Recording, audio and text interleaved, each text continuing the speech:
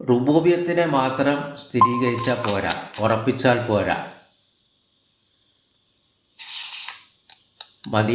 റുബൂബിയത്തിനെ മാത്രം സ്ഥിരീകരിച്ചാൽ മതിയാവുകയില്ല, ഉറപ്പിച്ചാൽ മതിയാവുകയില്ല. റുബൂബിയത്ത്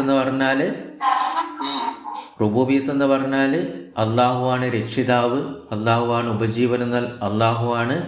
ഉപജീവനം നൽകുന്നവൻ, അള്ളാഹുവാണ് ജീവിപ്പിക്കുകയും മരിപ്പിക്കുകയും ചെയ്യുന്നവൻ, അള്ളാഹുവാണ് എല്ലാം നിയന്ത്രിക്കുന്നവൻ എന്നത് മാത്രം ഉറപ്പിച്ചാൽ മതിയാവുകയില്ല.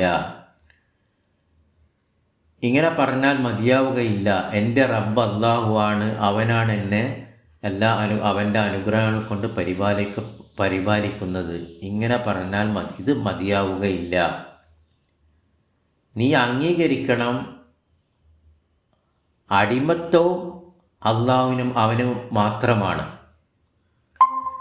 നിന്റെ ആരാധന അവന് വേണ്ടി മാത്രമാക്കുകയും ചെയ്യണം. മുവഹിദും മുശ്രിക്കും തമ്മിലുള്ള വ്യത്യാസം ഇതാണ്. മുവഹിദ് അള്ളാഹുവിനെ ഏകനാക്കിയവൻ, മുശ്രിക്ക് അള്ളാഹുവിൽ പങ്കു ചേർത്തവൻ. അവർ തമ്മിലുള്ള വ്യത്യാസം.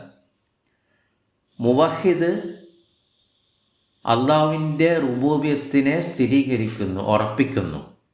അവൻ ഉറപ്പിക്കുകയും ചെയ്യുന്നു, അടിമത്തം അള്ളാഹുവിന് മാത്രമാണ്, അവന് ഒരു പങ്കുകാരുമില്ല. ഒരു മുശ്രിക്ക് അള്ളാഹുവിൻ്റെ റുബൂബിയത്തിനെ ഉറപ്പിക്കുന്നു, പക്ഷേ അവൻ അള്ളാഹുവിൻ്റെ കൂടെ പങ്കുകാരെ ചേർത്തുന്നു. ആരാധനയിൽ അള്ളാഹുവിൻ്റെ കൂടെ പങ്കുകാരെ ചേർത്തുന്നു.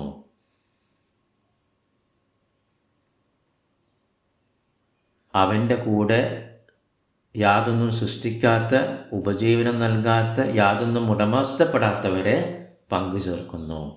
ഇതാണ് മുവഹിദും മുശ്രിക്കും തമ്മിലുള്ള വ്യത്യാസം. മുവഹിദ് പറയുന്നു, എൻ്റെ റബ്ബ് അള്ളാഹു ആണ്, അവനാണ് എൻ്റെ മഅബൂദ്, ഞാൻ ആരാധിക്കുന്ന ദൈവം. എനിക്ക് മഅബൂദായി വേറെ ആരും ഇല്ല, അവനല്ലാതെ ഇല്ല. എന്നാൽ മുശ്രിക്ക് പറയുന്നു, എൻ്റെ റബ്ബ് അള്ളാഹു ആണ്, എന്നാൽ അവൻ്റെ അഭിപ്രായ പ്രകാരം ആരാധന അള്ളാഹുവിന് മാത്രം ആക്കുന്നില്ല. അതുകൊണ്ട് അവൻ കല്ലുകളെയും മരങ്ങളെയും ഔലിയാക്കളെയും സ്വാലിഹീങ്ങളെയും ഖബറുകളെയും അള്ളാഹുവിൻ്റെ കൂടെ ആരാധിക്കുന്നു. ഇത് കാരണം അവനൊരു മുശ്രിക്കാണ്, അള്ളാഹുവിൽ പങ്കുചേർത്തവനാണ്.